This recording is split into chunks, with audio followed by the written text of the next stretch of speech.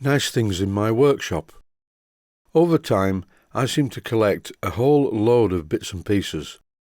This, for instance, is an electric motor. I presume it's from a boat and I don't really know where it came from. It says Stevens Model Dockyard on one side, and on the other side it says the word Royal. Quite difficult to see because they're very much overpainted. And this motor is very reminiscent of a motor that I used to have in a very old boat that my uncle made when I was a child. So, will it run? I'll just give it a spot of oil on the bearings. I've never done much with this motor. I just soldered a wire back onto the commutator.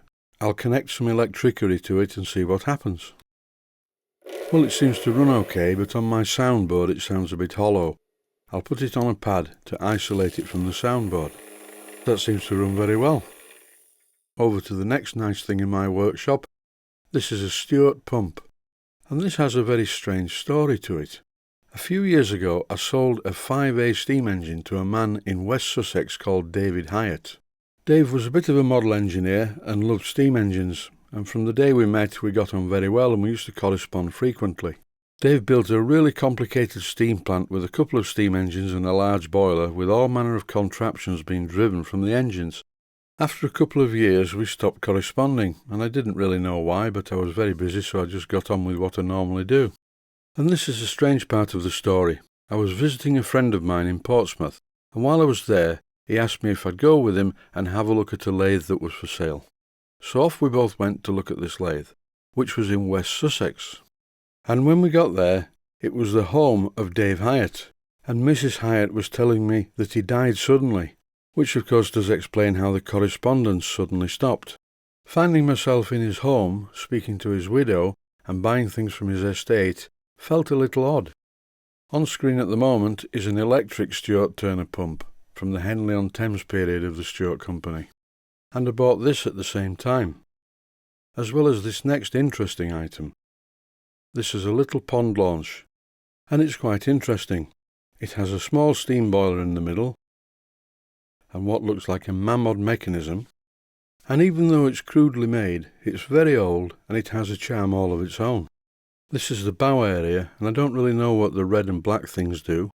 I'll turn it around so you can get a better look at it, and as you can see, it is a paddle steamer.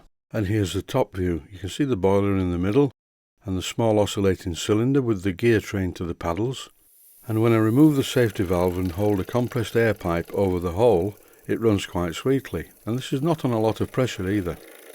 I don't have a burner for it, not that it's impossible to make a burner, it's only one of these small trays that holds the solid fuel pellet.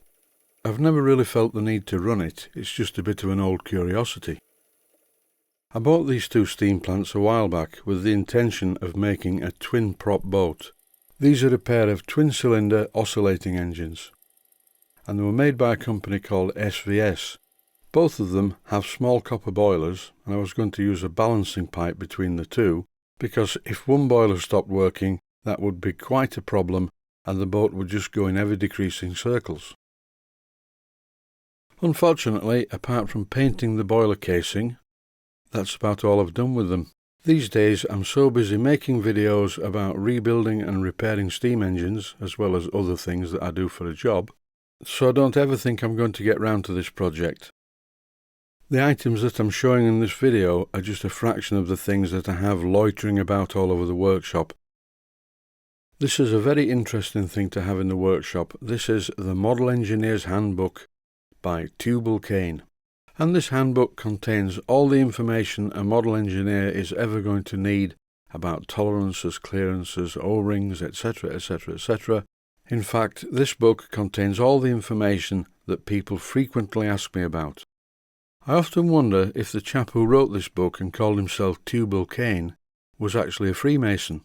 But as that has very little to do with model engineering, I'll just say thanks for watching, and I hope you found this interesting.